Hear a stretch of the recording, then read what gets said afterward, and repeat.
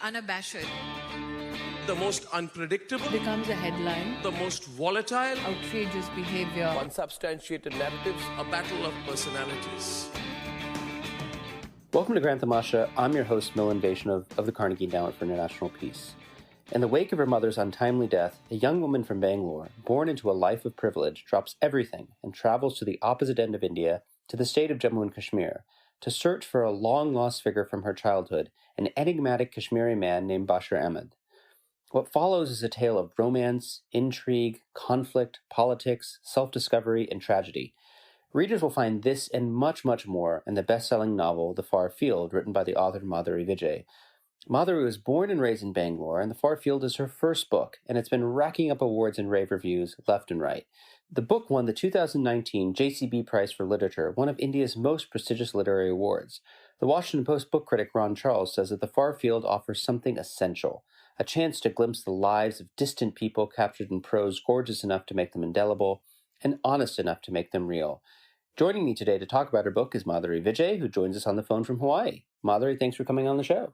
Thank you. It's a pleasure. Thank you so much. So congratulations on the book. You know, this is one of those things that your book has been on my reading list for many, many months, and I'm sort of embarrassed to admit I only just read it about 2 weeks ago, but it was such a moving piece of work that I wrote to you on a whim because I had so many questions that I wanted to put to you. So let me just start right in by asking you to tell us a bit about your background. You know, like the protagonist Shalini in The Far Field, you also grew up in Bangalore, but you now reside in Hawaii, where you work as a school teacher. So tell us a little bit about how you got from point A to point B. Sure. I grew up in Bangalore. I went to school there, and I did my undergraduate and graduate work in the United States, on the mainland of the United States, in Wisconsin and Iowa, respectively. And I came to Hawaii first, as many people do, as a tourist, as a holiday maker. And my husband, my husband and I would meet here. He wasn't my husband then. And we would come here for sort of longer and longer stretches. And eventually we decided to move here. So it was a place that I fell in love with, and that's why we decided to make our home here. I want to ask you about your time in Iowa. So you attended, the Iowa Writers Workshop, which is one of the most celebrated graduate level creative writing programs in the world. A bunch of famous writers have studied there, have taught there, have spent time there. What was it like to train as a writer in a place where you're literally surrounded by people who represent the creme de la creme of the trade? Well, it's very intimidating, certainly. And I think everybody who arrives there experiences, to some degree or another, a kind of feeling of fraudulence, that there's been some mistake and they really shouldn't be there. But Iowa, for me, was very useful in that it was really the first time in my life when I had to put my money where my mouth was, so to speak, and actually write. I had been given the time, I had been given the freedom, and I actually had to produce work. And that, even more than being surrounded by all these other people, was the real test and the real gift and the real training. It was simply being forced to sit down every day and devote yourself to this thing you said for so long you wanted to do. And luckily for me, I found that I was able to sit down every day and do the same thing over and over again. And in addition to that, of course, one of the great things about these sorts of writing programs is that they provide you with companionship, in that you find one or two people whose work you respect and admire and feel some kind of sympathy with, some kind of compatibility with. And they in turn find the same with yours, and then they go on to become your lifelong readers, and vice versa. So for those reasons, I found Iowa very very, very useful and a very fruitful place. So I've listened to many of your interviews, and I know that the book that you ultimately wrote was not the one that you originally set out to write. I think it was sort of after about a year or so, you scrapped that first book and started writing what eventually became the book that you produced, The Far Field. But how did you pivot from scrapping, 12 months of hard work to essentially starting over from scratch? First of all, I happen to believe that the book that most writers end up writing is never the book that they intended to write. So in retrospect, it actually seems like a very good sign and a perfectly normal flag post along the way. But at the time, it felt like the end of the world, obviously. It was the book that I began writing was, I see now, a book that I didn't really believe in. And I didn't believe in it because it wasn't real. And by that I mean I was writing a book that I thought I was supposed to write, the kind of book that I knew was sort of fashionable in at the time, a book that was told from the perspective of multiple narrators and where their fates would intertwine in devastating ways and so on and so forth. I had sort of decided in advance what the book would be before I even began writing it. And as a result, it was dead in the water. And I didn't realize that for a year. And once I did realize that there was really no choice, I had to give it up. And there was a few months of utter flailing. I had no idea what I was doing. And then it began, as it often does, and I've heard other writers say this, with a voice. And the voice was Shalini's voice, and Shalini ended up being my narrator. And once I had her voice, then the rest of the novel, it became far more easy, and it was far more exciting because I truly didn't know what this novel was going to be. And that, I think, is a much more honest way to write. At least for me, I think other writers might be different, where they know exactly what they're going to write, and they achieve it, and that's an enviable skill. But sadly, it's not one I possess. Much like the protagonist of The Far Field, you spent some time in Jammu and Kashmir before writing this book. I don't want to draw too many parallels between your own journey and that of Shalini's. This is obviously a work of fiction, but I'd love to hear about your own kind of evolution and thought process. What drove you to travel, pick up all your things, to go from Bangalore to the opposite end of India, to reside in Jammu and Kashmir, and what did you end up doing when you were there? Yeah, I went to Kashmir under vastly different circumstances. I went to volunteer at a school that many people, I'm sure, have heard of. It's quite well known. It's called Haji Public School, and it's been operating for about 10 years now and does wonderful work in a very remote part of the Doda district of Jammu and Kashmir. I worked there as a volunteer for varying periods between 2012 and 2016. And my experience there could not have been more wonderful. I was, teaching kids from kindergarten through 6th, 7th, 8th grade, and teaching them everything from history to mathematics to science to music to whatever, sports. That was it was really one of the most wonderful experiences of my life, and really has nothing at all to do with the book. In some ways, when I was reading the book, I felt that the setting of Kashmir was very much its own character. I wondered, as someone who grew up in southern India, how much awareness of the Kashmir conflict did you have during your childhood? Did you know that at some point down the line you'd like to spend time there? Very little awareness, to answer your first question.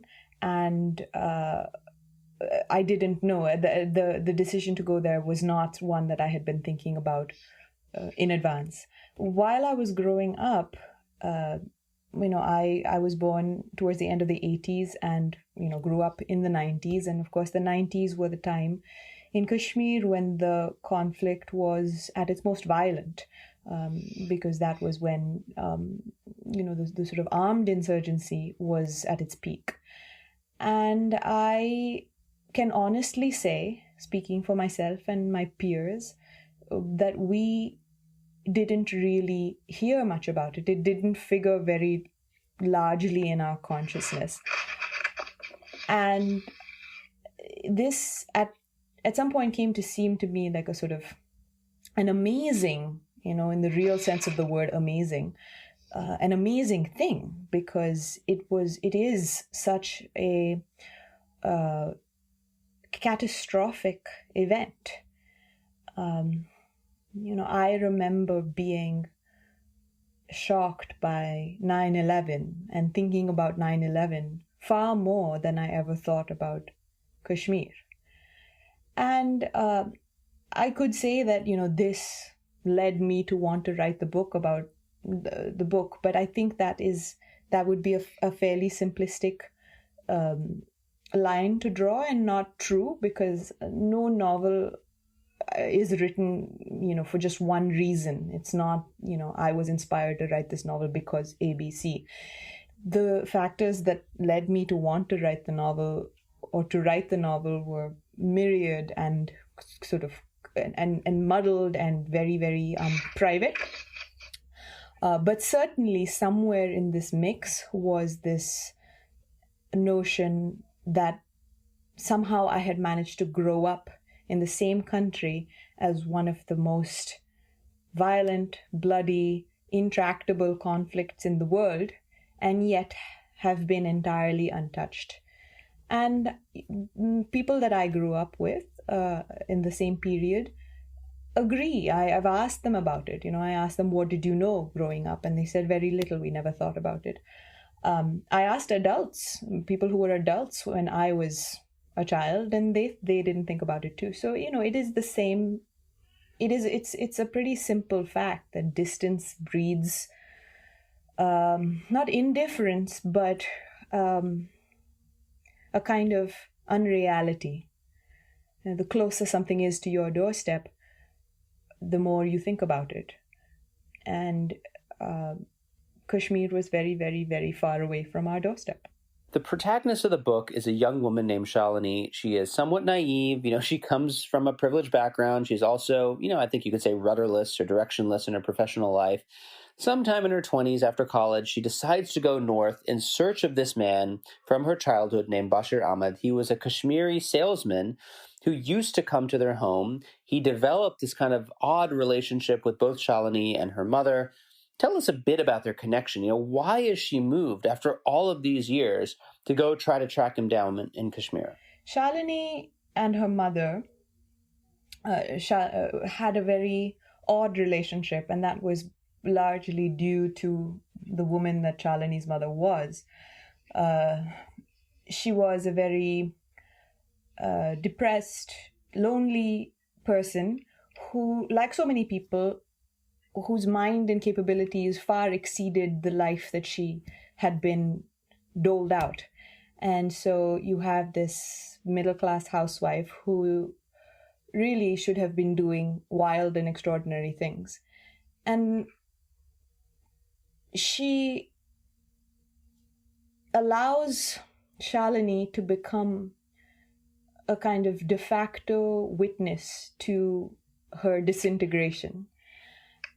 And Shalini believes for a long time that she is really the only one who can keep her mother together, who can sort of sense her mother's different moods. But then in comes this man, Bashir Ahmed, who is about as different from her father as can be imagined. And he arrives first as just a salesman, but immediately there's a kind of rapport between Shalini's mother and this man, and Shalini can sense it. And she is drawn to this man because he shares with her this ability to understand her mother, which is not an ability that she thinks anybody else has, including her father. And so he prevents her, Bashir Ahmed prevents her from being entirely alone.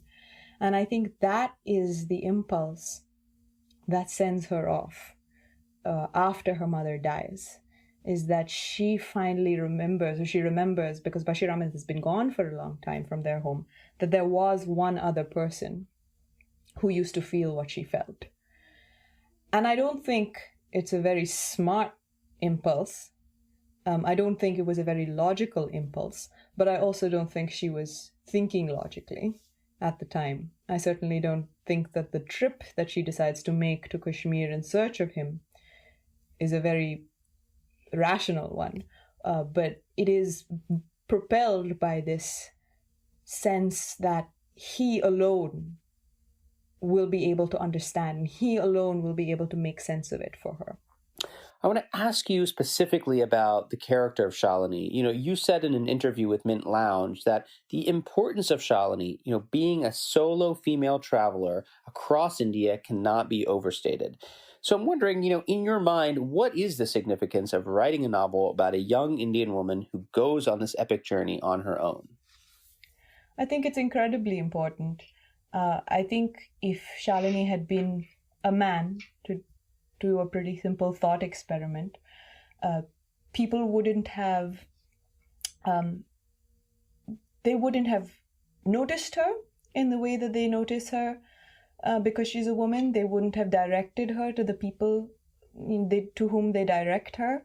She wouldn't have ended up living with this particular family. She wouldn't have been sort of taken under the wing of the man who eventually sends her up to the village. There are so many things that happen to you as a young woman traveling alone in a place like India, and I know this because I have traveled alone.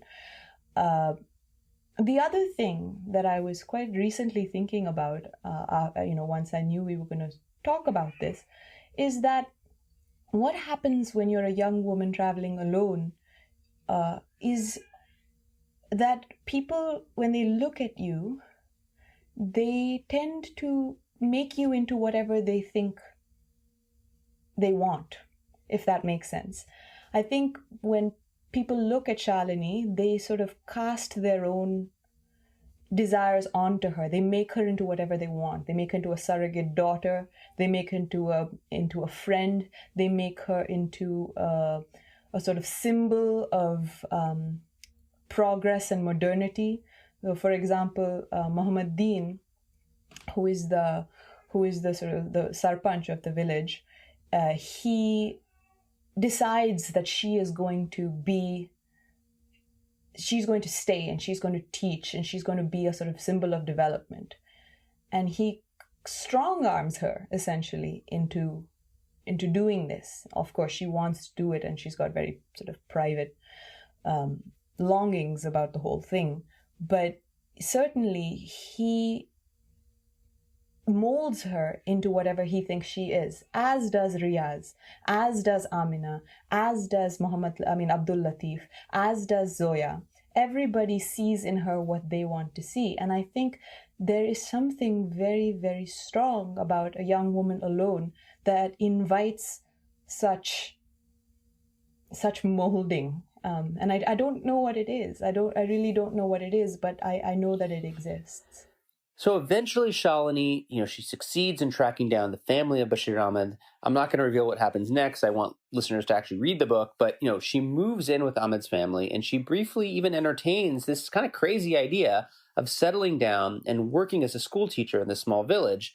And she also develops a strange attraction to Riaz. Riaz is the son of Bashir Ahmed. Tell us a bit more about this character, Riaz, and what draws Shalini to him. Because, at first, Riaz doesn't really seem to like her very much and is not, from the reader's perspective, a very likable character in his own right. What's the attraction for Shalini? Yeah, I think Riaz is not nice to Shalini for exactly the same reason that Shalini is drawn to him. And I think he's not very nice to her, but he's also drawn to her. And the reason is that they both have this idea, and they're not wrong, that they have had sort of each of them has experienced the other half of the other one's childhood. Like they have had the shadow of each other's childhoods, because every time Bashir Ahmed was gone from his home, he was with Shalini's mother in Bangalore. And every time he was gone from Bangalore, he was with Riaz at home.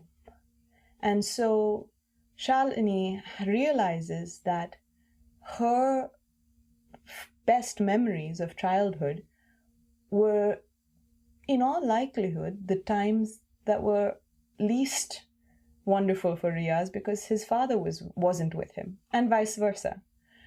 And so these two have, they're siblings in a way, in an odd way, and strangers, and she knows that, and on some level, and I think that is the basis of her attraction to him. So the book came out well before the events of August 5th, 2019. Most of our listeners will know that date. It's when the Union government, led by Prime Minister Narendra Modi, formally nullified Article 370 of the Constitution. This has granted Kashmir a semblance of constitutional autonomy for, 7 decades. Does this book take on a new meaning for you in light of the events of last August? I'm very wary about equating the book, any novel, in direct, tangible ways with such massive political events, because that would seem to suggest that the novel is a sort of political document and it changes with the political times. To me, a novel is something far more private, and that its core is an emotional core. So from that perspective, I don't actually think of the book as in any way, it's odd to say, but I don't think of the book as connected to what has happened in Kashmir. The second reason is that what has happened in Kashmir is so monumental that it seems vulgar in certain ways to equate it at all with something like a novel. And so I think the two things exist in different planes that are connected, in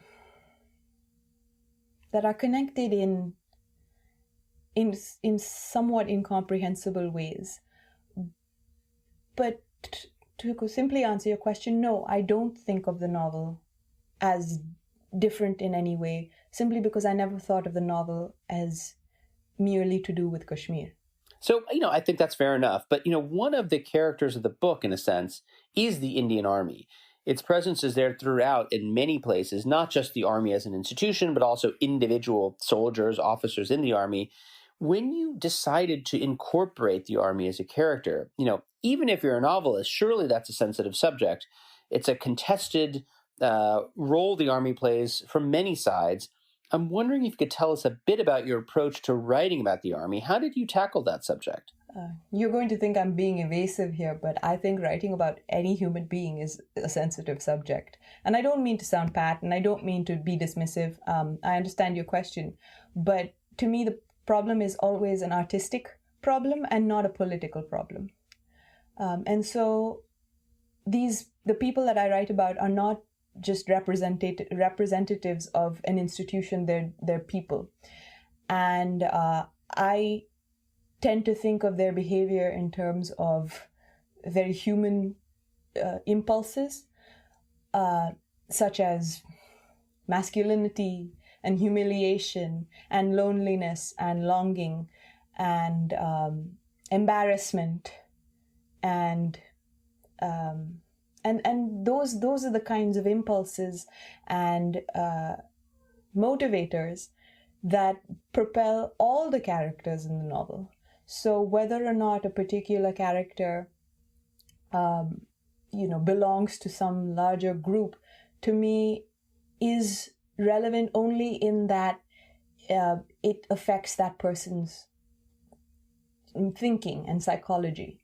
And so the sensitive nature of it, to me, comes in trying to tease out how these larger forces might affect a single human being, the particular people that I write about.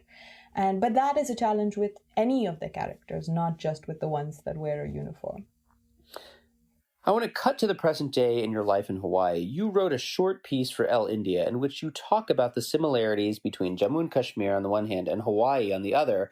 You know, obviously these are two far-flung, beautiful locales, but these are two things that people rarely put in the same sentence. So I'm wondering, in your mind, what brings these two places together? I absolutely think so. And I think that there are places like this all over the world that fill this sort of the same kind of function as these two. And I didn't see it for a long time.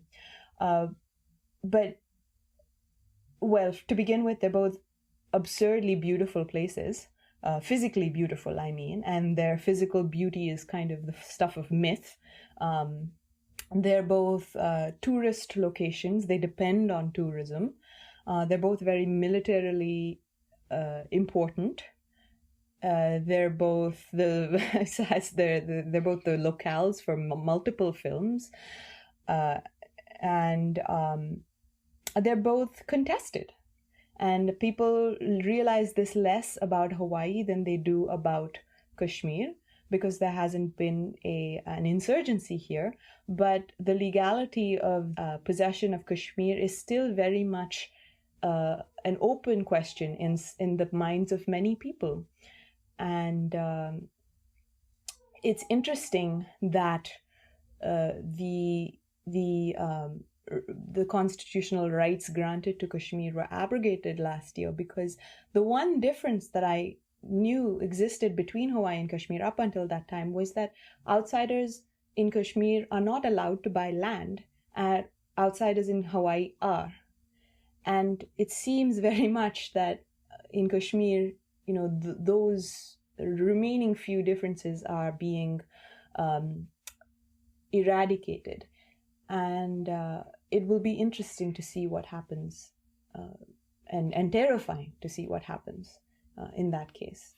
Let me ask you one last question about being a teacher. What is life like? You know, being a novelist, being a writer, being a teacher. How do these things feed into one another, or do they kind of exist in their own separate silos in your mind? You know, take us inside the life of Madhuri Vijay. Mostly not pleasant. The nice thing about writing and the worst thing about writing is that everything feeds into it. And that is what I've come to realize. The writer is the sort of quintessential magpie, which is a nice way of putting it, or a vampire if you want to be a little less charitable. But everything is relevant. Everything feeds into it. And so I don't think of being, of the three things you named, I don't think of them as being separate, but nor do I think of being, a sister or a daughter or a mother as irrelevant either. They all seem to be constellations in this solar system, and they all seem to exert a pull of some kind on this thing that I want to do so badly, which is to write. And I don't, and it's difficult because you can't ever box off a part of your life and say that's off limits, or maybe other people can, but I can't. Everything seems to bleed into everything else, and it's an unsettling way. It's an unsettling way to live, but also quite exciting most of the time. My guest on the show today is Madhuri Vijay. She is the author of the award-winning book, The Far Field. The New Yorker says of the book that Vijay probes grand themes: tribalism, despotism, betrayal, death, resurrection, in exquisite but unflowery prose, and with sincere sentiment but little sentimentality. Madhuri, thanks so much for coming on the show. Congrats again on the book. It was such a joy to read. It was great to have the chance to talk to you, talk about the book, talk about some of the characters in the book, and please be in touch. Thank you, Milan. It was real fun talking to you. Thank you so much. Grant Tamasha is a co-production of the Carnegie Endowment for International Peace and the Hindustan Times. You can find us on iTunes or wherever you get your podcasts. Don't forget to rate and review. It helps others find the show more easily. For more information about the show and to find the writing we referenced on this week's episode, visit our website, granttamasha.com. Production assistance comes from Megan Maxwell and Rachel Osnos. Tim Martin is our audio engineer, and Lauren Dueck is our executive producer. Thanks for listening, and see you next week.